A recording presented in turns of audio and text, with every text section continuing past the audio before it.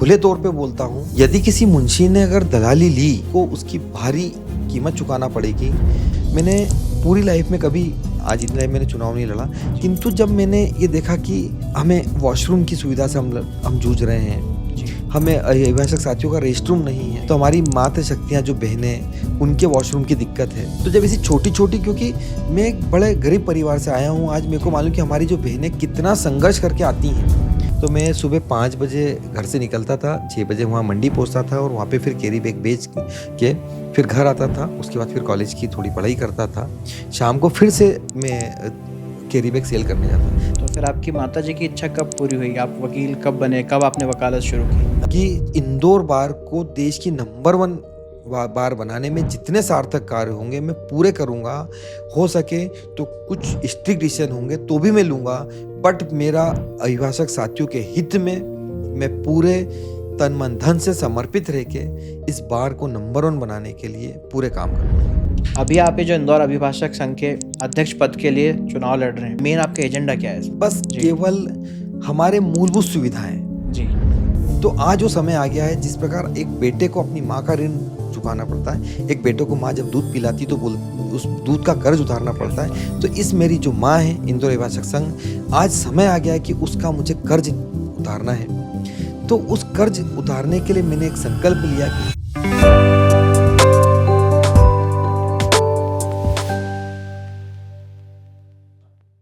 नमस्कार, मैं प्रिंस शर्मा स्वागत करता हूं आपका द प्रिंस शो के एक और एपिसोड में।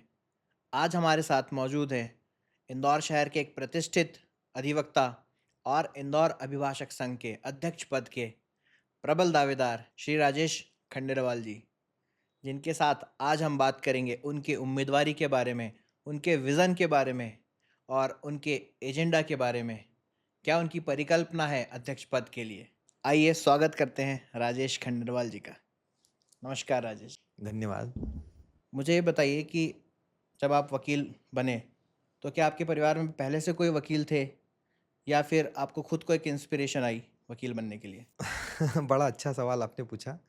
दरअसल मेरा जो बैकग्राउंड रहा है वो बहुत ही पुअर फैमिली का रहा है, क्योंकि जैसे सभी को मालूम है कि मेरे पिताजी जो थे वो टैक्सी चलाते थे और हम लोग घर में 4 भाई थे। जी। मेरे को जो वकालत की जो इंस्पिरेशन मिली है वो बेसिकली ये था सर कि जब हमारे पास में जब कुछ होता नहीं है तो मैंने ये पाया कि हर समय समाज के निर्माण में हमेशा एडवोकेट लोगों ने ही कहीं ना कहीं एक विशेष स्थान पाया है, और एडवोकेट्स के पास जो उनकी बुद्धि रहती है उस बुद्धि का उपयोग करके वो कहीं ना कहीं एक जीवन में एक बड़ा मुकाम पा सकते हैं। और चूंकि हमारी बहुत पुअर फैमिली थी तो लाइफ समाज में एक स्थान नाम की हमेशा से मन में एक भाव रहा है कि हमें भी दूसरों की तरह हमें भी एक इज्जत चाहिए, समाज में एक विशेष स्थान चाहिए। तो इसी के लिए मैंने जैसे हमारे बाबा साहेब भीमराव अंबेडकर जी की तरह, महात्मा गांधी जी की तरह, सभी की तरह जो उनको देख देख के उनके बारे में सुन सुन के मैंने वकालत का प्रोफेशन चूज़ किया। जिस तरह से आपने बताया कि आप एक बहुत हम्बल फैमिली से थे, गरीब परिवार से थे, जी। तो आपके लिए तो वकील बनने का जब आपने सोचा होगा जी। तो सबसे पहले आपके जहन में एक ही बात आई होगी कि मैं इतना खर्चा कैसे वहन करूंगा, मैं पढ़ाई कैसे करूंगा? 100% आपने सही कहा, क्योंकि जब हम सोच तो लेते हैं, और मेरी शुरू से एक आदत रही सर कि संकल्प की शक्ति और संकल्प से सृष्टि, ये मेरी मम्मी बोलती थी जी। कि यदि बेटा अगर हमने कोई संकल्प लिया है और आप अगर 100% दे रहे हो तो ईश्वर उस चीज को सक्सेस करता ही करता है। ये मेरी मम्मी के शुरू से मुझे मेरी माँ ने सिखाया था। तो जब मैंने वकालत करने का, वकील बनने का जब अपना सपना देखा, जब मैं हार्डली, मेरा तो ख्याल है मैं 7वीं 8वीं क्लास में हूँगा, जी। शुरू से मेरे दोस्तों को भी लगता था यार भारी पागल है यार, इसको वकील ही बनना है। तो मेरा सपना ये था कि हाँ, चाहे जो भी हो मुझे वकील ही बनना है। तो मैंने क्या करा कि जब मैंने पापा के साथ में टेंडर ऐसे मैं काम करने लगा था, फिर मैंने जी। जब थोड़ा सा बड़ा हुआ तो मैंने चोइथराम सब्जी मंडी जो है इंदौर जी में, हाँ। वहाँ पे मैंने फिर थैली बेचने का काम चालू किया, जो अपने पॉलीथीन के कैरी बैग्स होते। ओके। तो मैं सुबह 5 बजे घर से निकलता था, 6 बजे वहाँ मंडी पहुँचता था और वहाँ पे फिर कैरी बैग बेच के फिर घर आता था। उसके बाद फिर कॉलेज की थोड़ी पढ़ाई करता था। शाम को फिर से मैं कैरी बैग सेल करने जाता। तो ऐसे करके बड़ी मुश्किल से हमने फिर पढ़ाई का खर्चा मैंने निकाला और जिससे मेरे वकालत की पढ़ाई मैंने करी। तो काफ़ी संघर्षमय परिस्थितियों का सामना करके आप वकील बने। हाँ, एक्चुअली क्या है कि एक घर में पढ़ा-लिखा होना ही हमारे लिए बहुत बड़ी बात होती थी, क्योंकि हम पहले रोज़ी-रोटी को देखें, जी, घर में आर्थिक तंगी को देखें या पढ़ाई को देखें, तो उस समय ऐसी स्थिति में पढ़ाई जो है तीसरे-चौथे नंबर पे आती थी। किंतु जो मैंने बताया आपको, मेरी मम्मी की बहुत इच्छा थी कि बेटा तू वकील बन जा। तो वो सब चीज़ों को लेके अपनी माँ के द्वारा देखे गए सपने को, कि उन मेरी मम्मी की इच्छा थी कि कहीं न कहीं मेरा बेटा जो है एक जी। पढ़ा-लिखा व्यक्ति कहलाए, ऐसा नहीं कि हम मज़दूर ही बने रहें। तो फिर आपकी माताजी की इच्छा कब पूरी हुई? आप वकील कब बने? कब आपने वकालत शुरू की? 2002 में मैं कोर्ट में आ गया था। वर्ष 2002 में जब मैंने आया वकील की, जब मैं वकालत की पढ़ाई कर रहा था मैं, जी, तो जब मैं चोइथरा मंडी से मैं सब थैली बेच के आता था, उसके बाद में फिर 11 साढ़े 11 बजे मैं कोर्ट आ जाता था। वहाँ पर फिर मैंने धीरे-धीरे अपने जो अधिवक्ता हैं, जो जैसे जी, उनसे, क्योंकि मेरे कोई फ़ोर-फ़ादर कोई एडवोकेट नहीं थे, तो मैंने ये संघर्ष भी देखा कि यार कैसे जूनियर को कैसे को ना कोई उसके पास काम रहता है, ना उसके पास पैसे रहते हैं। मतलब मेरी तो ये स्थिति थी कि जब मैं साइकिल पे जब मैं कोर्ट जाता था, तो मेरी जेब में तो मतलब ये मान के चलिए कि उस समय की स्थिति कि मेरे पास में ₹100-50 भी मेरे पास नहीं होते थे। जी। तो मैं सोचता था कि यार एक एक चाय पीने के लिए भी बड़ा संघर्ष करना पड़ता था कि यार हमें कोई चाय पिला दे। बिल्कुल सही है। तो जब आप जूनियर वकील थे, तब आपने बहुत सारी परेशानियों का सामना किया होगा? भैया, अगर मैं सच बोलूँ, जी, तो आप मान के चलो कि सबसे संघर्ष का जो पीरियड है, वो हमारे अधिवक्ताओं के साथियों के लिए जब हम जूनियर होते हैं, सबसे बड़ा संघर्ष का पीरियड जब होता है, क्योंकि हमें उस समय हर चीज़ से संघर्ष करना है। जी, सबसे पहले संघर्ष करना है कि हमें काम नहीं आता है। बिल्कुल। हमारे जो हमारे जब हम वकालत की पढ़ाई करते हैं, तो पढ़ाई का जो एकदम अलग सीन रहता है। जब जैसे हम प्रैक्टिकल वे में आते हैं, तो हमारी जो वकालत है न्यायालय की, वो एकदम से थोड़ी-सी डिफरेंट रहती है। तो उन्हें सबसे पहले तो उस माहौल में ढालना ही सबसे बड़ी बात होती है अपने को। फिर सेकंड रहता है कि ना तो हमारे पास में काम होता है, और क्या काम करें? पहला कौन-सा काम हमारे ऊपर सूट होगा, या कौन-सा, क्या हम फैमिली कोर्ट का काम करें, या मैं सिविल कोर्ट का करूँ, या मैं कंज्यूमर फोरम का करूँ, या मैं और कोई चीज़ का करूँ। ये हमारे लिए सबसे पहले तो कि किस दिशा में जाना है, सबसे पहला चैलेंज कि मैं करूँ तो करूँ, कौन-सा करूँ? जी, सेकंड चीज़ होता है कि जब हमारे समय जो सीनियर्स हमारे जो हमारे सीनियर जिन लोगों ने हमें सिखाते हैं, जी, जो हमारे सीनियर अधिवक्ता महोदय जो हमें वकालत की एबीसीडी सिखाते हैं। जी, क्योंकि जब हम हमारे वकालत की पढ़ाई में तो हमने ये समझ लिया कि लॉ होता है, आईपीसी, सीआरपीसी है, एविडेंस एक्ट है।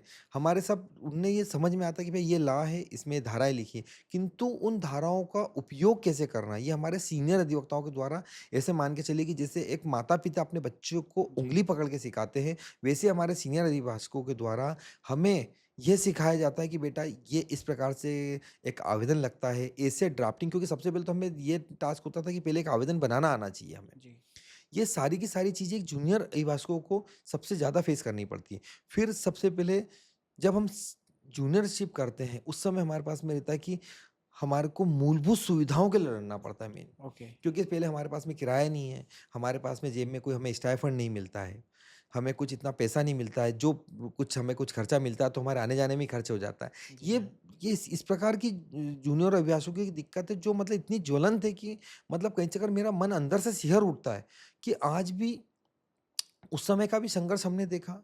जी हाँ, उस संघर्ष करके हम धीरे-धीरे जब आगे बढ़ते हैं, जब हम नया काम ढूँढते हैं, जब अगर हमारा मन है कि हम स्वयं से खुद से करना चालू करें, तो उस समय सबसे ज़्यादा चैलेंजेस आते हैं। क्योंकि ये प्रतिस्पर्धा के दौर में अपने आप को एस्टेब्लिश करना सबसे बड़ा चैलेंज है।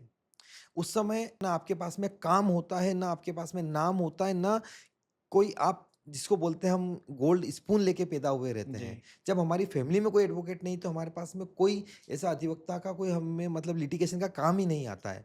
जब उस समय हमारे पास में हर एक चैलेंज, हर एक संघर्ष, क्योंकि आज हमें सबसे पहले हमें एक तो काम चाहिए, क्योंकि काम आएगा तो हमें नॉलेज मिलेगा, बिल्कुल, और काम से ही हमें आर्थिक लाभ मिलेगा।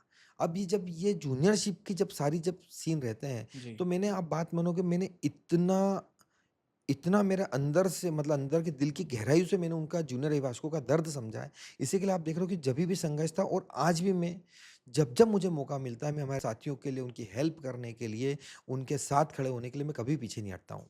जैसा कि आपने बताया है कि आपने अपनी पढ़ाई 2002 में ख़त्म कर ली थी। आज इतने वर्षों बाद भी आप अपने आप को अपडेट कैसे रखते हैं? देखिए, वकालत जो हमारा पेशा है, ये एक्चुअली ज्ञान जी हाँ। और ज्ञान हमेशा हमको गेन करते ही रहना पड़ता है, हमें अपडेट रहना पड़ता है। नए-नए सुप्रीम कोर्ट, माननीय उच्चतम न्यायालय के जजमेंट आते रहते हैं। जी हाँ। उच्च न्यायालय के जजमेंट आते हैं, तो हमें लगातार हमें अपडेट रखना पड़ता है। इसके लिए मैं अगर मेरी बात करूँ तो मैं कई विधिक कार्यशालाएँ अटेंड करता हूँ। जी हाँ। इंदौर के बाहर मेरा दिल्ली जाना काफ़ी रहता है, वहाँ पे भी मुझे कार्यशाला अटेंड करने का मौका मिलता। मेरा इंदौर बार के लिए भी मैंने ये मेरे एजेंडे में लिया है। साथ ही मेरी ऐसी कल्पना है कि अधिवक्ता साथियों के ज्ञानार्जन के लिए कुछ समय-समय पे मैं विधिक कैंप लगाऊँगा। उन शिविरों के माध्यम से हम हमारे जो अधिवक्ता साथीगण हैं, सीनियर अधिवक्ता साथीगण हैं, जिन्होंने किसी विशेष कैटेगरी के अंदर स्पेशलाइज़ेशन किया है। जैसे मान लीजिए मैं एक मोटेक्शन क्लेम का एडवोकेट हूँ, जी हाँ। तो मेरी क्लेम में महारत है। ऐसे हमारे कोई ये क्रिमिनल वाले अधिवक्ता साथीगण हैं, जिनके क्रिमिनोलॉजी में उनके पास बहुत ज़्यादा अच्छा नॉलेज है। ऐसे हमारे प्रॉपर्टी इंटेलेक्चुअल प्रॉपर्टी लॉ वाले अधिवक्ता साथीगण, सिविल ब का मामलों के हमारे विशेषज्ञ अधिवक्ता, ऐसे विशेषज्ञ अधिवक्ता और साथ में हमारे कनिष्ठ अधिवक्ताओं के एक विधिक शिविर कैंप लगाए जाएँगे, जिसकी पूरी व्यवस्था अभिभाषक संघ के माध्यम से की जाएगी और उन उन शिविरों में एकमात्र उन अधिवक्ता साथीगण को, यदि अगर उनके पास कोई मुकदमा हो, तो उनको अगर उन मुकदमे को में कोई समस्या आ रही है, तो उसका निदान किया जाएगा। साथ ही उन्हें कोई भी दिक्कत आ रही हो, तो उन्हें उनसे परामर्श मिलके उनके ज्ञानार्जन की व्यवस्था कराई जाएगी। साथ ही एक बहुत ही सेंसिटिव मुद्दा है, जिसमें हमारे अधिवक्ता साथी जो कभी उनके साथ में कोई कैज़ुअल्टी हो जाती है, जी। यदि उनकी आकस्मिक कोई निधन हो जाता है हमारे साथीगण का, तो मैंने देखा है कि हमारे बार की मदद पूछने में काफ़ी समय लग जाता है। जी। तो ऐसी परिस्थिति में मेरा एजेंडे का मुख्य पार्ट है कि उन्हें जैसे अभिभाषक संघ को उनकी सूचना होती है, तो सूचना प्राप्त होने के 4 घंटे के अंदर-अंदर उन्हें आर्थिक मदद पहुँचे, क्योंकि उस समय उनकी मदद उन परिवार को जो शोक संतप्त रहते हैं, उन्हें आर्थिक मदद की आवश्यकता रहती है। तो जो हमारे अधिवक्ता परिवार हैं, उनको उस पर्टिकुलर समय पे जी हाँ। उन्हें आर्थिक मदद पहुँचे, ये मेरी परिकल्पना है। नहीं, ये बहुत सुंदर आपकी परिकल्पना है क्योंकि ऐसे दुखद समय में तत्काल मदद बहुत महत्वपूर्ण होती है। जी, जी, बाद जी। में आप 2 दिन, 4 दिन, 10 दिन बाद आप कितनी भी मदद करें, उनकी वो उसकी वैल्यू उतनी नहीं रह जाती महत्वता है। नहीं रहती। जब आपका इतना संघर्षमय शुरुआती दौर रहा, जब आप जूनियर लॉयर थे, अब जब आप एक प्रतिष्ठित लॉयर बन गए शहर के, आपका बहुत बड़ा नाम है, तो अभी भी हुँ, हुँ। संघर्ष है या फिर अब आपको लगता है कोई संघर्ष नहीं है? देखिए प्रिंस जी, संघर्ष के पर्याय बदले हैं, बट जी हाँ। संघर्ष तो है ही। और मैं ऐसा मानता हूँ कि जीवन में संघर्ष नहीं है तो उस जीवन का आनंद भी क्या है? बिल्कुल।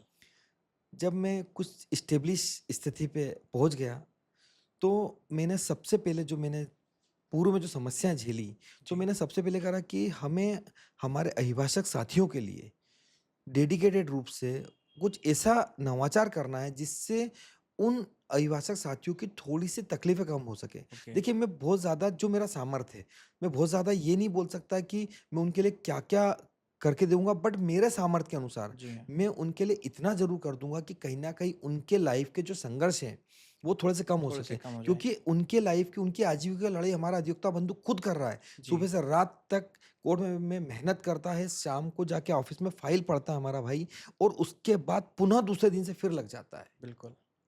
तो ये सारा जो संघर्ष है, उसके लिए ही मैंने नवाचार करने का, और मैंने ऐसे प्रयास पूर्व में भी किए हैं मैंने। जी। तो पूर्व में आपने ऐसे क्या प्रयास किए, क्या नवाचार किए हैं जिससे आपके साथी अधिवक्ता भाइयों के लिए आपने क्या किया है? एक मतलब मैं शुद्ध रूप से बोलूँ कि जी। मैंने कुछ उनके लिए ज़्यादा नहीं किया है, क्योंकि हमारी उपलब्धियाँ गिनाना मैं समझता हूँ कि बहुत अच्छी बात नहीं होती है। जी। क्योंकि मैंने जो भी किया है पूर्व में और जो मुझे आगे करना है, तो मैं 2 चीज़ पे काम करता हूँ कि अगर मैंने कुछ कर पाया मैं, तो उस ईश्वर मेरे हाथों से करवाना चाहता था, जी। और यदि अगर आगे भी मैं करवाना चाहता हूँ, तो उस परमपिता परमात्मा की इच्छा है, जो मेरे माध्यम से कहीं न कहीं वो ईश्वर कुछ कराना चाहता है। जी। आपको मालूम हो तो अभी कुछ समय पहले हमने एक भीषण महामारी जिसको हम कोविड बोलते कोविड। हैं, उस महामारी से हम निकले हैं। जी। उस महामारी में हमारे अधिवक्ता साथियों ने भी बहुत संघर्ष किया। आप विश्वास नहीं मानेंगे, बढ़ चढ़कर हमारे अधिवक्ता साथियों ने हमारे अधिवक्ता समुदाय की रक्षा के लिए बहुत बड़े प्रयास किए। जी। हमारा पूरा अभिभाषक संघ उस समय लगा रहा। जी। मैंने भी मेरे सामर्थ्य के अनुसार हर सहयोग करने का प्रयास किया जो मेरा सामर्थ्य में था। उसमें आपको मालूम हो तो हमारे को ऑक्सीजन मशीनों की बहुत, जब जी बेड हाँ, नहीं मिल बहुत रहे थे, प्रॉब्लम थी उस टाइम तो पे ऑक्सीजन ऑक्सीजन की। मशीनों की बहुत दिक्कत हो रही थी। बेड नहीं थे, ऑक्सीजन नहीं मिल पा रहा। और उस समय जब बहुत तकलीफ हुई और हमारे कुछ अभिभाषक साथियों की बड़ी दिक्कत हुई क्योंकि उस समय बेड नहीं मिल पा रहे थे, जी हाँ। तो हमने ताइवान से ओके। मैंने ऑक्सीजन कॉन्सेंट्रेटर की 4 मशीनें बुलवाई थी। अच्छा। बहुत बड़ी परेशानियों के साथ बुलवाई हमने। जी। और उन 4 मशीनों में से मैंने एक जो थी हमारे सॉरी 2 मैंने एमवाय हॉस्पिटल में मैंने उस जी। समय दी थी, और हमने एक ऑक्सीजन मशीन हमारे अधिवक्ता साथियों के लिए दी, और एक मशीन हमारे समाज में हमने जी। दान की थी। उससे आप बात नहीं मानेंगे प्रिंस से, उस समय इतने अधिवक्ता साथी लाभान्वित हुए थे। साथ में हमने जो एमवाय में हमने एक टाई अप किया था, जी। हमारे अभिभाषक संघ की जो समिति बनी थी, हुँ, उनके उनके द्वारा किया गया था। मैंने तो केवल हमारा जो सहयोग दिया था कि जो अधिवक्ता साथियों के पास में उस समय सीटी स्कैन कराने की जो हमारी जी जो हाँ। आवश्यकता जाँच की, जो कई जगह सीटी स्कैन करानी पड़ती थी लंग्स की, तो उसकी हमने करा था कि बिल्कुल जो अधिवक्ता साथियों के लिए के पास में अगर कोई सुविधा नहीं है, तो वो वहाँ पे फ्री करा सकते हैं। ओके। तो फ्री स्केल के हमने उन वहाँ से टाई अप कर लिया था कि उनका कुछ 50% वो हमें छूट देते, 50% हम एक्सपेंसेस उसके बियर कर लेते थे।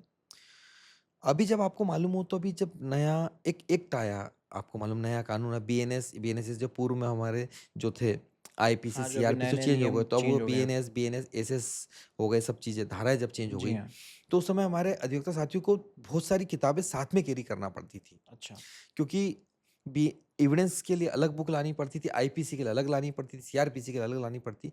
तो उनकी तकलीफ़ों को देखते हमने सारी धाराओं का संकलन कर मैंने किताब खुद से हमने बनवाई, उसको ओके। पब्लिश कराई, और पब्लिश कराने के बाद में सभी अधिवक्ता साथियों को पूरे कोर्ट में हमने वितरित की।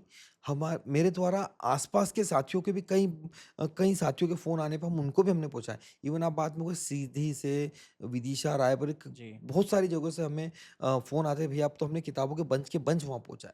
और मतलब उसके आपने ब पूरे प्रदेश भर में लोगों को बुक्स अ, प्रोवाइड कराई है। मेरी तो इच्छा रहती कि जितने लोग लाभान्वित हो सके, जी। मेरा प्रयास रहता है। मैंने अधिवक्ता साथियों के जुड़ाव के लिए मैंने एक और नवाचार किया, शायद आपको मालूम हो तो। जी। हम प्रतिवर्ष अधिवक्ता फाग उत्सव कराते हैं। ओके। इसमें जब मैंने ये मेरा 3 बार मैं करा चुका हूँ। 3 वर्ष हम विगत करा रहे हैं। उसका एकमात्र उद्देश्य था कि हम अधिवक्ता परिवार रात-दिन कोर्ट की पेचीदगियों में रहते हैं। जी। किंतु न्याय के अलावा भी हमारा एक जीवन है, जी हमारा एक हाँ। परिवार है। हम तो अधिवक्ता साथी दिन भर में कहीं न कहीं एक आध बार राम दुआ सलाम हमारी हो ही जाती है, बट किंतु हमारे परिवार कब मिलते हैं। इसके लिए मैंने अधिवक्ता परिवारों का फाग उत्सव हमने कराना चालू किया। उसमें जब हम स्टार्टिंग में जब हमने करा, आज से 3 वर्ष हम कंप्लीट कर चुके हैं, तो उसमें उस समय 150 से 2000 हमारे अधिवक्ता साथियों ने भाग लिया था। जब उतना प्रतिसाद हमें मिला, तो फिर सेकंड टाइम हमने वापस से शुभ कारज गार्डन में हमने कराया। जी। उसमें उसमें 4 साढ़े 4 अधिवक्ता साथीगण शामिल हुए थे। तत्पश्चात हमने इस बार का जब हमने कराया, तो आप विश्वास मानेंगे 6500 अधिवक्ता साथियों ने उनकी फैमिली सहित यहाँ पे हमारे अधिवक्ता फाग उत्सव में भाग लिया। इसमें हमने इस बार पूरे मध्य प्रदेश के अधिवक्ता साथियों को हमने बुलाया था, जिसका नाम ही हमने अधिवक्ताओं का अधिवक्ता महा महाकुंभ अच्छा। हमने नाम दिया, क्योंकि जहाँ पर हम विभिन्न संभाग से हमने पूरे मध्य प्रदेश अधिवक्ता साथियों को यहाँ पे बुलाने का प्रयास किया। इवन आप बात मानेंगे, हमने वहाँ पे उनके रुकने की व्यवस्था भी हमने अच्छा। कराई ताकि उन अधिवक्ता साथियों को दिक्कत ना आए। और इसका एकमात्र मेरा ये प्रयास था कि हम कैसे भी अधिवक्ता साथी एक जाजम पे, एक पटल पे हमारे वकालत की सारी परेशानियों को भूलकर केवल एक सौहार्दपूर्ण मिले।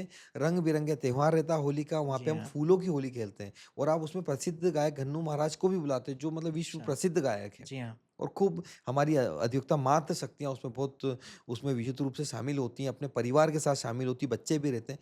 खूब बड़ा आनंद सौहार्द का एक रंगोत्सव मनाते हैं हम। तो जिस तरह से आपने बताया कि आप इतना एक्टिव है सामाजिक तौर पर, आपके समाज के लिए, आपके जी। अधिवक्ता समाज के लिए, तो क्या कभी आपके मन में चुनाव लड़ने को लेकर इच्छा जागृत हुई या इसके पहले कभी कोई चुनाव आपने लड़ा है? मैंने इस मेरे वकालत के 22-23 साल के करियर में जी, मैंने कभी भी कोई चुनाव नहीं लड़ा, जी, क्योंकि मेरा चुनाव लड़ना कभी मकसद रहा ही नहीं प्रिंस जी। जी, हम वकील हैं, हमारा काम है कि हमारे पक्षकारों को न्याय दिलाना, और दूसरा हमारा एक कर्तव्य है कि जो हमारे ऐसे उद्योक्ता साथी जो आज हमारा संघर्ष कर रहे हैं, तो उनकी जैसे भी हो उनकी मदद करना।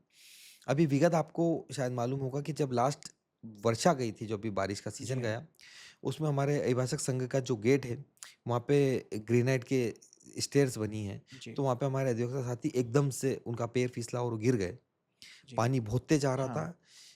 किस्मत से मैं भी वहाँ पे खड़ा हुआ था, क्योंकि पानी तेज़ आ रहा था तो मैं रुका जी, हुआ था। तो उसी समय हमने संकल्प किया कि यार यहाँ पे एक शेड बनवाया जाए, ओके, क्योंकि शेड से ये फ़ायदा रहेगा कि कम से कम पानी उन ग्रेनाइट के स्टेयर्स में नहीं हाँ, गिरेगा। वहाँ नहीं गिरेगा। तो कम से कम ये रहेगा हमारे अध्यक्ष साथी का पैर नहीं फिसलेगा। तो तुरंत हमने शेड बनाया। आप देखेंगे कि आज वो जो शेड है, वो शेड के कारण बहुत सारे अधिवक्ता लाभान्वित होते हैं। अब वहाँ पे गिरने की समस्या खत्म हो खत्म चुकी हो है। चुकी तो है। क्या साहब कि देखो, मतलब मैं तो उस प्रकार का एक कार्य करता हूँ, जी, हमारे अधिवक्ता समाज का, हमारे इंदौर अभिभाषक संघ का, जो हमारी मातृ संस्था है, जी, कि जिस प्रकार राम सेतु बन रहा था, तो जो गिलहरी थी, वो छोटा-छोटा जो भी उससे बन रहा था, वो हाँ, एक उसका एक राम सेतु छोटा-सा बनाने का प्रयास था पर वो प्रयास बहुत था। महत्वपूर्ण तो प्रयास मैं था। भी जो गिलहरी का जो प्रयास था राम सेतु बनने में, उस वैसे ही मेरा प्रयास है, इस विशाल इंदौर अभिभाषक संघ के एक सक्रिय सदस्य के रूप में अगर मैं हमारे अधिवक्ता साथियों के लिए कुछ भी कर पाता हूँ, तो मैं अपने आप को बहुत फ़ील करता हूँ।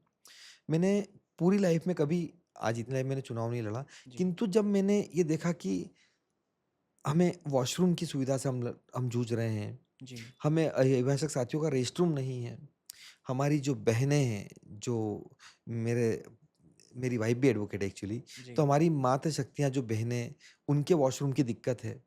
तो जब ऐसी छोटी-छोटी, क्योंकि मैं एक बड़े गरीब परिवार से आया हूँ, आज मेरे को जी, मालूम कि हमारी जो बहनें कितना संघर्ष करके आती हैं। हमारी बहनें पहले घर का काम करती हैं, अपने परिवार की पूरी ज़िम्मेदारियाँ जो हैं उनकी, उन ज़िम्मेदारियों को निभाती हैं, और उसके बाद न्याय में आज हमारे न्याय परिसर में आती हैं। फिर पुनः कोर्ट का काम निपटाने के पश्चात में घर में जाती, घर में फिर उनको वही अपने परिवार की ज़िम्मेदारी जी पूरी हाँ, करना पड़ती। तो जो हमारी बहनें आज इतनी तकलीफ़ पाके आज यहाँ पर आ रही हैं, तो कम से कम उनको जो उनकी बेसिक सुविधाएँ हैं, उनको हम वो प्रदान करने में भी अगर हम सक्षम होने के बाद में भी अगर हम नहीं कर पा रहे, तो मैं समझता हूँ कि मेरा दुर्भाग्य है वो।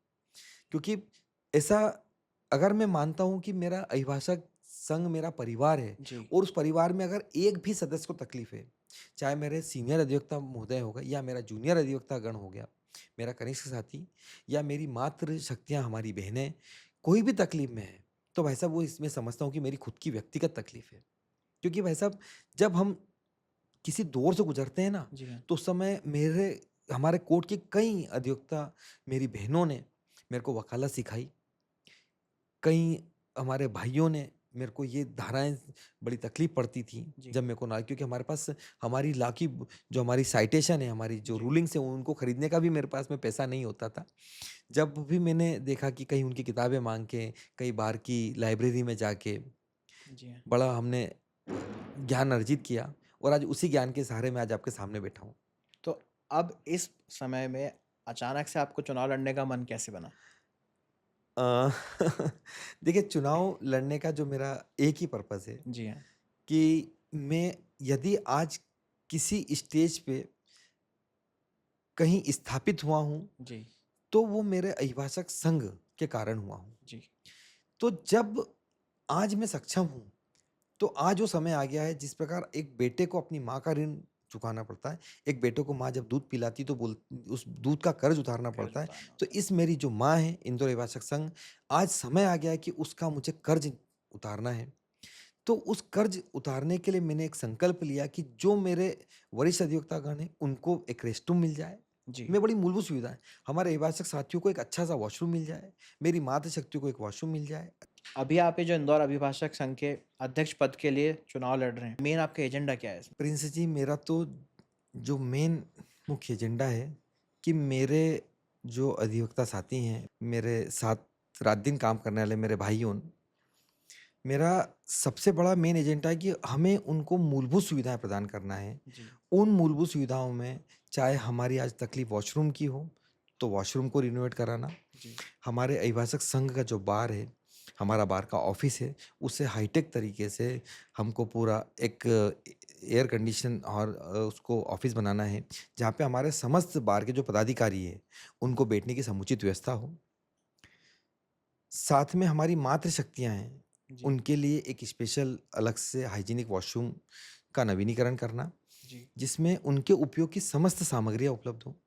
मेरे सीनियर अधिवक्ता और मेरे साथी अधिवक्ता साथियों को यदि कोई प्रॉब्लम हो या उनकी कोई तबीयत खराब हो, तो उनके लिए दिन में या जब वो चाहें, जब उनको उचित लगे, वहाँ पे एक एयर कंडीशनल हॉल बनवाकर, जी, उस एयर कंडीशनर हॉल में उनके लिए रेस्ट रूम के जो काउच लगते हैं, वो लगवाया जाए ताकि उनको दिन में उनको आराम की सुविधा हो। मेरे जूनियर अधिवक्ता साथीगण, उनको लंच करने में दिन में बड़ी समस्या होती है। जी, तो उसके लंच की जो समुचित व्यवस्था, वहाँ पे भी जो हमारा हॉल बना है, हम उसमें एसी लगवा देंगे और प्रॉपर बैठक की व्यवस्था हो जाएगी ताकि दिन में वो बिल्कुल अच्छे से लंच कर सकें। और मेरी ये भी कोशिश रहेगी कि उनको बहुत ही रियायती दर पे उनको फूड भी जी, अवेलेबल हो सके। मेरी ये कोशिश रहेगी कि यदि अगर मान लो मेरा जूनियर अभिभाषक साथी या मेरे अभिभाषक मित्रगण यदि सपोज मान लो लंच लाना भूल गए हों, या अगर मान लो कोई प्रॉब्लम हो, तो उनको बहुत ही रियायती दर के ऊपर उनको फूड की व्यवस्था कराना मेरा पूरा एजेंडे में है। जी हाँ, उसके बाद में हम जब कोर्ट में हम जब प्रैक्टिस करते हैं, हम रात-दिन न्यायालयों में उलझे हुए रहते हैं, तो कई चक्कर हमारे मोबाइल की बैटरी ऑफ हो जाती जी है, हाँ, जिससे हम पक्षकार से हमसे संपर्क नहीं कर पाता, हम हमारे पक्षकार से संपर्क नहीं कर पाते। उस समय ऐसी स्थिति में हमारे पास हमारे पास पावर बैंक भी नहीं होता है। तो ऐसी स्थिति में मैंने ये संकल्प लिया है कि हम जगह-जगह हमारे अभिभाषक साथियों के लिए जी, चार्जिंग स्टेशन बनाएँगे। ओके, मोबाइल चार्जिंग स्टेशन, ताकि कम से कम अगर मान लीजिए कोर्ट न्यायालय के बाहर चार्जिंग स्टेशन और उनकी बैटरी ऑफ होने वाली, तो कम से कम हमारी बैटरी हमारे फ़ोन की बैटरी जो है वो चार्ज कर सके। उसके बाद में पूरे अभिभाषक संघ का जो हमारा परिसर है, जो हमारा न्यायालय परिसर है, उसमें कम से कम 4-5 जगह वाटर कूलर रखवाने की व्यवस्था मेरे माइंड में है। जी, क्योंकि एक जगह भी हमको क्या पानी पीना है, हमें सीधे अभिभाषक संघ के ऑफ़िस जाना पड़ता है, तो कम ओके, से कम 4-5 जगह रखे रहें, तो हम वहाँ पे अब न्यायालय से सब काम छोड़ के हमें आना पड़ता है वहाँ पे। तो जी, ये मैं प्रैक्टिकल रोज़ में इस प्रॉब्लम को फ़ेस करता हूँ। जी, तो इसके लिए मैंने ये सोचा है। और पूरे न्याय परिसर को हमारे अभिभाषक साथियों के लिए मैं वाईफ़ाई ज़ोन बनाऊँगा, कि कहीं पे भी कई चक्कर हम न्याय कोर्ट रूम में हमारे मोबाइल में टावर नहीं आते हैं। तो ऐसी स्थिति में हमें कोई साइटेशन सर्च करना है, कोई गूगल सर्च करना है, नेट की आवश्यकता पड़ती है, इसी स्थिति में हम नहीं कर पाते हैं। तो उसके लिए मैं पूरे हमारा जो न्याय परिसर है उसको वाईफ़ाई ज़ोन में तब्दील करेंगे। जगह-जगह उस हमारे इंटरनेट के जो हमारे मॉडेम लगा दिए जाएँगे, उससे उसका पासवर्ड हमारे अधिवक्ताओं तक ही सीमित रहेगा। क्योंकि मेरा उद्देश्य सिर्फ़ मेरे अधिवक्ता साथीगण को लाभान्वित करना है। तो उससे वो अपने वाईफ़ाई का यूज़ कर सकेंगे। गर्मी जब पड़ती है, अभी जैसे गर्मी जी बहुत हाँ, पड़ रही है, तो गर्मियों में अधिवक्ता साथियों को जो हमारा न्याय परिसर का है, जो परिसर वहाँ पे धूप बहुत ज़्यादा रहती है, तो उसमें मैं ग्रीन नेट लगवाऊँगा। ओके, जिससे हमारे विवाह साथियों को उनको चलने में समस्या कम होगी, छाँव रहेगी तो उनको दिक्कतें कम आएगी। ऐसे बहुत ही छोटे-छोटे मेरे हाँ, ऐसे बेसिक सुविधाएँ, छोटी-छोटी क्योंकि बेसिक सुविधाएँ, सबसे बड़ी चीज़ है कि हम अगर हमारी बेसिक सुविधाएँ अगर हमने अभिभाषक साथियों को प्रदान कर दी, तो बाकी तो आजीविका की लड़ाई वो खुद अपने आप से संघर्ष कर रहा है। बिल्कुल, और हमारी इतनी बड़ी मातृ संस्था है, जो उम, मतलब इंदौर अभिभाषक संघ का नाम है एक। तो मैं चाहता हूँ कि एक हमारा अभिभाषक संघ एक ऐसा रोल मॉडल बन जाए कि इंदौर की बार पूरे मध्य प्रदेश की नंबर 1 बार कहलानी चाहिए। जैसे हमारा इंदौर शहर पूरे देश में नंबर 1 है, जी हाँ, ऐसी ही मेरी आकांक्षा है कि मेरी इंदौर अभिभाषक संघ की बार पूरे मध्य प्रदेश में नंबर 1 है, और मेरा ये प्रयास रहेगा कि आगे देश में भी नंबर 1 आए। मैं इंदौर बार को आपके सामने प्रतिज्ञा लेता हूँ कि जब तक मेरा जो कार्यकाल, यदि मेरे अभिभाषक साथीगण मुझे आशीर्वाद देते हैं, अपना आशीष देते हैं और मुझे अगर अध्यक्ष पद पे निर्वाचित करते हैं, जी, तो मेरा पूरा प्रयास रहेगा कि इंदौर बार को देश की नंबर 1 बार बनाने में जितने सार्थक कार्य होंगे मैं पूरे करूँगा। हो सके तो कुछ स्ट्रिक्ट डिसीज़न होंगे तो भी मैं लूँगा, बट मेरा अभिभाषक साथियों के हित में मैं पूरे तन, मन, धन से समर्पित रह के इस बार को नंबर 1 बनाने के लिए पूरे काम करूँगा। अभी सुनने में आ रहा है कि कोर्ट की जगह भी चेंज होने वाली है। जी, जी, तो जी। इसके बारे में आपका क्या मत है?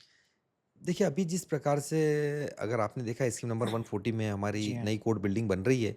बाकी अभी उसमें जिस प्रकार से अभी काम है अभी काफ़ी बाकी है वहाँ पे, जी। बिल्डिंग भी इनकम्प्लीट है। तो इसी से मेरा यहाँ तक ख़्याल है मुझे ऐसा प्रतीत होता है कि कम से कम 3 साल तक तो अभी न्याय परिसर अभी शिफ्ट नहीं होगा। ओके, मतलब अभी 2-3 सालों तक तो यहीं पर सारी कार्रवाई चलती यहीं पे रहेगी। ही रहना पड़ेगा। साथ ही नई कोर्ट बिल्डिंग के लिए मैंने वहाँ पे कुछ एक योजनाएँ तैयार की हैं।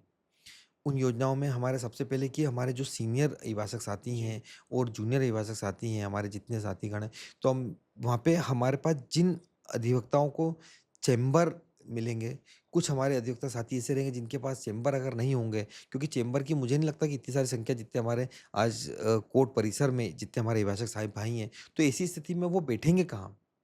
तो जी हाँ। पहले मेरे जो एजेंडे में रहेगा कि यदि मैं निर्वाचित होता हूँ तो मैं एक अभियान चलाऊँगा जिसके अंदर मैं शासन से सबसे सर्वप्रथम यही मेरी कोशिश रहेगी कि हमारे जो नया नवीन न्याय परिसर बन रहा है उसके अंदर हमारे अभिभाषक साथियों की बैठक की व्यवस्था कहाँ है? क्या उनके पास में उतना स्पेस मिल पा रहा है जो अपने क्लाइंट से बात कर सकें, वहाँ पे बैठ के काम कर सकें? क्या उनको उनकी बैठक की व्यवस्थाओं में उनको जैसे हमारी विशेष सुविधा जो हमारे को चाहिए, जैसे कि एक हमारे को इंटरनेट का कनेक्शन चाहिए या हमें लाइट का कनेक्शन चाहिए, उनके लिए कुछ उन्होंने व्यवस्था करी। हमें एक पंखा चाहिए। जी। हम क्या हमारा कंप्यूटर रख सकते हैं या वहाँ पे कोई टाइपिंग की सुविधा कर सकते हैं, जी हमारी हाँ। बैठक पे जहाँ हम बैठेंगे। ये सारी की सारी सुविधा मेरे एजेंडे में है। उन सब के लिए मैं प्रयासरत रहूँगा। मैं शासन से भी माँग करूँगा। मैं माननीय सीएम साहब से भी मेरा प्रयास रहेगा जी। कि उन सीएम साहब की उनकी जो योजना है, उन योजनाओं में मेरे अधिवक्ता साथियों के लिए मैं क्या कर सकता हूँ और उस नवीन न्याय परिसर में हमारे चैम्बर में जो हमारी चैम्बर की योजना है, उस योजना में हमारे अभिभाषक संघ की कितना बड़ा चैम्बर का साइज़ है, हमारे कितने अभिभाषक साथी कौन-सी फ्लोर पे बैठेंगे? क्या सीनियर अधिवक्ता साथीगण हैं, तो क्या उनको नीचे चैम्बर मिलेंगे? ऐसे बहुत सारे छोटे-छोटे मुद्दे हैं। वहाँ पे हमारी पार्किंग की व्यवस्था क्या रही? क्या वकील साथ हमारे भाई हैं, उन सबके लिए क्या पार्किंग की अलग व्यवस्था दे के रखी? क्या जी। अभिभाषक साथियों के लिए जैसे आज हमारा एडवोकेट भाई भी ऑफिसर ऑफ द कोर्ट होता है, तो क्या उनकी गाड़ियों के लिए भी कोई अलग से सुविधा दी गई है? ये सारी उनकी गाड़ियों की पार्किंग के लिए, मूलभूत सुविधाओं के लिए, हर चीज़ के लिए मेरा एजेंडे में है वो कि हम हर चीज़ के लिए प्रयास करेंगे। एक ऑटो चालक के पुत्र से लेकर शहर के एक प्रतिष्ठित अधिवक्ता बनने तक के अपने सफ़र को आप कैसे बताएँगे?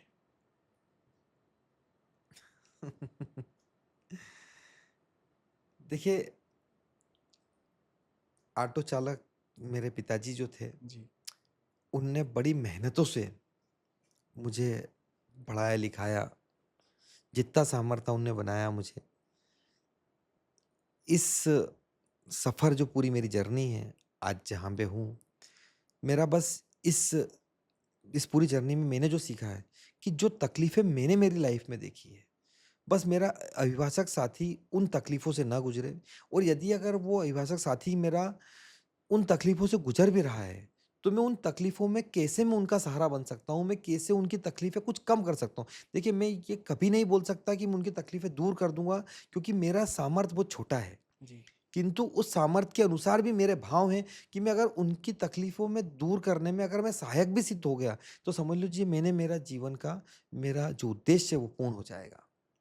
मेरा एकमात्र सिर्फ़ उद्देश्य है कि मैं ये चुनाव लड़ के केवल मेरे अभिभाषक साथियों की जो मूलभूत सुविधा है, जैसे मेरे शतरंज जो खेलने वाले भाई हैं, जी। हमारे कुछ कैरम खेलते हैं, कुछ टेबल टेनिस खेलते हैं, उन सब के लिए एक ऐसी अलग व्यवस्था कर जाए, पूरी वातावानुकूलित व्यवस्था है उनके जो हमारे खेलने के उनको कक्ष को बढ़िया अच्छा सुंदर बना के, उनको एक बढ़िया एसी लगा दिया जाए, ताकि वो अच्छे से अपना खेल सकें। अभी गर्मी के दिन है, गर्मी के दिनों में बिल्कुल बहुत तकलीफ़ रहती है। जी हाँ। वहाँ पे बैठ ही नहीं पाते हैं। तो ऐसी तकलीफ़ों के लिए उनके लिए एक छोटी-छोटी मैं सुविधा जुटा पाऊँ, बस यही मेरा प्रयास है। जैसे आपने बताया कि आप अपने जूनियर अभिभाषकों का बहुत ख़्याल रखते हैं। तो अगर आप अध्यक्ष पद के लिए निर्वाचित होते हैं, तो आप इनके लिए क्या स्पेशल करेंगे? और ख़ास करके एक जो समस्या आपने बताई कि जब एक जूनियर वकील बनता है, तो सबसे बड़ी जो उनकी प्रॉब्लम होती है, वो होती है एक आजीविका के लिए इनकम की। तो वो आप कैसे करेंगे? हमारा छोटा भाई अगर अधिवक्ता साथी रहता है, के लिए सबसे बड़ा चैलेंज ही उसको एस्टेब्लिश करना, उसकी आजीविका की लड़ाई करना रहता है। क्योंकि जब तक वो वकालत के व्यवसाय में आता है, जब तक उसकी एज थोड़ी-सी मैच्योर हो चुकी रहती है, 22-23 साल की जी, एज हो जाती है, फिर उसको यहाँ पे वकालत का संघर्ष करना रहता है। उसके बाद में फिर उसकी फैमिली के दायित्व आने वाले रहते हैं।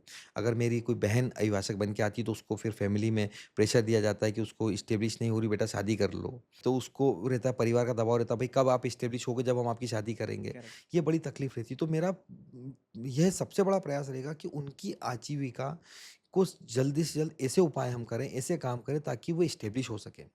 इसके लिए मैं विगत कुछ काफ़ी समय से मैं देख रहा हूँ कि हमारे न्याय परिसर में मुंशियों की दलाली वाला जो प्रथा है वो बड़ी काफ़ी समय से व्याप्त है। जी, क्योंकि मुंशी जो थाने के मुंशीगण रहते हैं, ये क्या करते हैं कि जो हमारे जैसे मान लीजिए अभी ड्रिंक एंड ड्राइव के चालान बनते हैं, जी, धारा 185 के तो वहाँ पे न्यायालय में प्रस्तुत करते हैं, तो बिना अभिभाषक हमारे साथीगण की उपस्थिति से डायरेक्ट न्यायालय में जाके वो दंड करा देते हैं, जिससे हमारे अधिवक्ता साथी जो हमारे कनिष्ठ अधिवक्ता साथीगण हैं, उनको जो उसमें कुछ पैसा मिलना था, वो नहीं उनको कुछ जी। आर्थिक लाभ मिल पाता है। तो अब मेरी ये जैसे मैं जब मैं निर्वाचित होता हूँ, तो मेरा ये जो पूरी मैं मुहिम चलाऊँगा, एक अभियान चलाऊँगा, जिसके अंदर मैं शासन से भी बात करूँगा, हम जुडिशरी में भी बात करेंगे कि जो मुंशी का जो काम है, उसका काम यदि चालान पेश करना है, तो चालान ही पेश करेगा। अधिवक्ता साथीगण के काम में यदि कोई भी इंटरफेयर किया, तो उन्हें भारी नुकसान चुकाना पड़ेगा। अध्यक्ष पद के लिए क्या आपके मन में कोई परिकल्पना है? अब मेरी परिकल्पना जो इंदौर बार को लेके, इंदौर बार को एक ऐसा रोल मॉडल बनाकर स्थापित जी, करना है कि जैसे मान लीजिए इंदौर बार को देख के हमारे भारत की जितनी भी बार हैं, वो बार यहाँ से एक एग्जाम्पल लेके जाएँ, लिखा एक जाए। एक उदाहरण लेके जाएँ कि उनकी बार को भी इंदौर बार की तरह बनाना है। ये मेरी परिकल्पना है। जैसे इंदौर पूरे देश में नंबर 1 है, जभी भी देश में स्वच्छता की बात आती है, तो तो इंदौर इंदौर की का बात नाम आती है। आता ही आता है। तो इसी प्रकार जब पूरे देश में अगर इंदौर अभिभाषक संघ या हमारी बार का नाम आए, तो उसमें इंदौर अभिभाषक का नाम पटल पे आना ही आना चाहिए। ये मेरा स्वप्न है और मैं विश्वास दिलाता हूँ कि अगर हम सभी के सार्थक प्रयास रहेंगे, तो ये स्वप्न 100% पूर्ण होगा। राजेश जी, बहुत अच्छा लगा आपसे बात करके और एक चीज़ समझ में आई कि आपका विज़न बहुत क्लियर है, आपका एजेंडा बहुत क्लियर है इस अध्यक्ष पद के लिए। तो मैं आपको बहुत-बहुत शुभकामनाएँ देता हूँ कि आप इस पद पर निर्वाचित हों और अपन फिर से मिलें। बहुत-बहुत धन्यवाद आपका। बहुत-बहुत धन्यवाद सर। Thank you.